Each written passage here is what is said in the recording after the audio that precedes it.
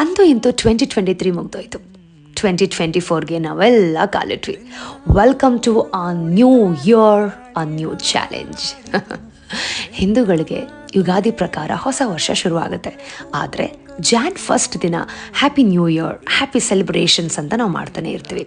ಅದು ಹಾಗಿರಲಿ, ಹೊಸ ವರ್ಷ ದಿನ ನನಗೆ ದೇವಸ್ಥಾನಕ್ಕೆ ಹೋಗೋ ಹ್ಯಾಬಿಟ್ ಇದೆ. ಎಂದಿನಂತೆ ಮೈಸೂರಿಗೆ ಹೊರಟೆ. ತಾಯಿ ಚಾಮುಂಡೇಶ್ವರಿ ಅಮ್ಮನವರ ದರ್ಶನ ಮಾಡಬೇಕು ಅಂತ ಅನಿಸ್ತು. ಏನೇ ಹೇಳಿ, ಹೆಣ್ಮಕ್ಳಿಗೆ ಒಂಚೂರು ಕಾಜಲ್ ಹಾಕಿ ಸ್ಟಿಕ್ಕರ್ ಇಟ್ಟರೆ ಆ ಲಕ್ಷಣನೇ ಬೇರೆ ಅಲ್ವಾ. ಮಂಡೇ ಟು ಫ್ರೈಡೇ ಆಫೀಸಲ್ಲೇ ತುಂಬ ಬ್ಯುಸಿ ಇರ್ತೀನಿ, ಹೆಕ್ಟಿಕ್ ವರ್ಕ್ಸ್ ಇರುತ್ತೆ. ಸ್ಯಾಟರ್ಡೇ ಸಂಡೇ ನನಗೋಸ್ಕರ ನಾನು ಸ್ಪೆಂಡ್ ಮಾಡಬೇಕು ಅಂತ ಅಂದ್ಕೊಂಡೆ. ಯಾವ ಫ್ರೆಂಡ್ಸ್ ಜೊತೆನೂ ಹೊರಗಡೆ ಹೋಗೋಕ್ಕೆ ಇಷ್ಟ ಇರಲಿಲ್ಲ.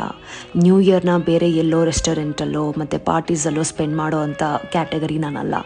ಹಾಗಿರಬೇಕಾದ್ರೆ ನನಗೆ ಸಿಕ್ಕಿದ್ದು ಒಂದೇ ಪ್ಲೇಸು, ನಾನು ದೇವಸ್ಥಾನಕ್ಕೆ ಹೋಗೋಣ ಅಂತ. ಏನೇ ಹೇಳಿ, ಮೈಸೂರಿಗೆ ಬಂದರೆ ಆ ಪೀಸ್ ಆಫ್ ಮೈಂಡೇ ಬೇರೆ ಇರುತ್ತೆ. ಅಲ್ಲಿನ ವಾತಾವರಣ